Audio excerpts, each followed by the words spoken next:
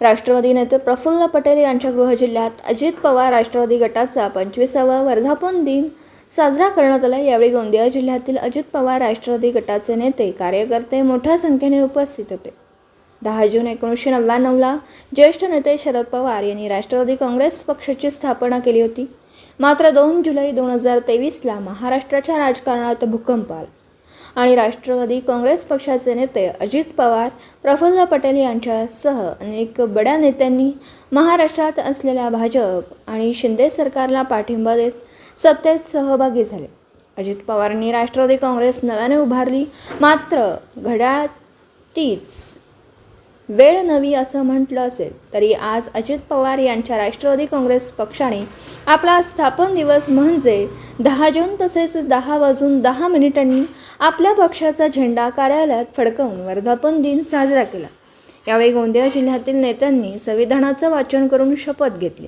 नाही, नाराजीचं काही कारण नाही, कारण की NDAची सरकार स्थापन झाली। NDAचे कडून जे काही निमंत्रण होतं की आपण प्रत्येक NDAचे घटक जे पार्टी आहेत त्यांना मंत्रिपद देण्याचं जे काही त्यांचं ठरलं असेल त्या अनुषंगाने थोडीशी हलचल झाली होती की आपण आपले नेतेसुद्धा सरकारमध्ये स्थापित होत आहेत आणि तशा प्रकारचे न्यूज आल्या। परंतु वास्तविक जे आहे ते काल संध्याकाळी आपल्याला कळलं असेल की प्रफुल्ल पटेल साहेबांनी सध्या आम्ही सरकारमध्ये सामील होत नाही हा पार्टीचा निर्णय आहे आणि तो पार्टीचा निर्णय काल साहेबांनी स्वतः मीडियासमोर सांगितलेला आहे। म्हणून यामध्ये नाराज होण्याचं काही कारण नाही, कारण की आमचे नेते मोठ्या मनाचे आणि अनुभवी आहेत।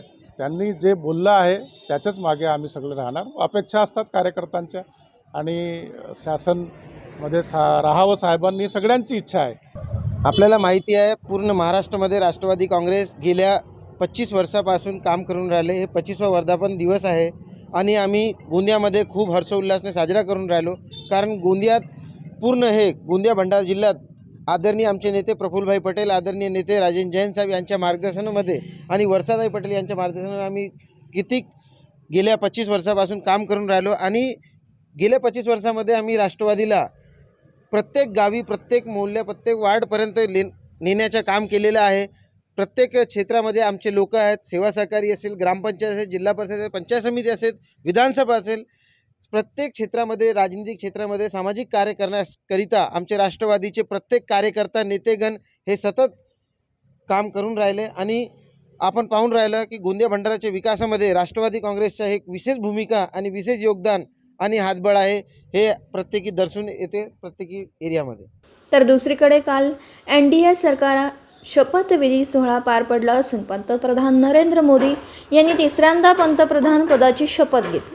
मात्र महाराष्ट्रात भाजपा आणि शिंदे सरकारसोबत अजित पवार गट सत्तेत असताना सुद्धा राष्ट्रवादी काँग्रेस पक्षाचा लोकसभेत एक खासदार निवडून आला असला तरी खासदार प्रफुल्ल पटेल यांना मंत्रिमंडळात स्थान न मिळाल्याने गोंदिया जिल्ह्यातील राष्ट्रवादी काँग्रेस पक्षाच्या कार्यकर्त्यांमध्ये नाराजी पाहायला मिळाली।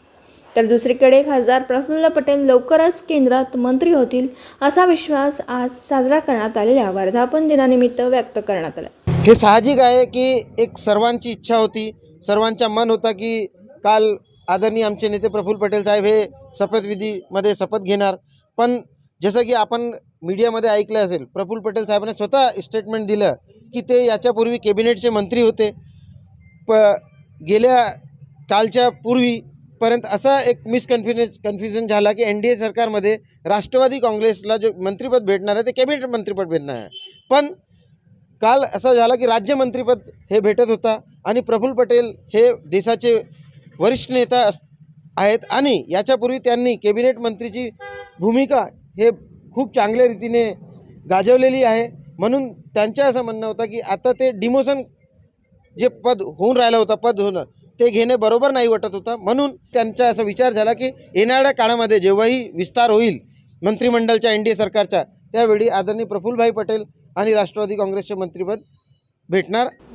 दिवसभरातील घडामोडींचा आढावा घेण्यासाठी पाहत रहा N24 मराठी न्यूज चॅनल।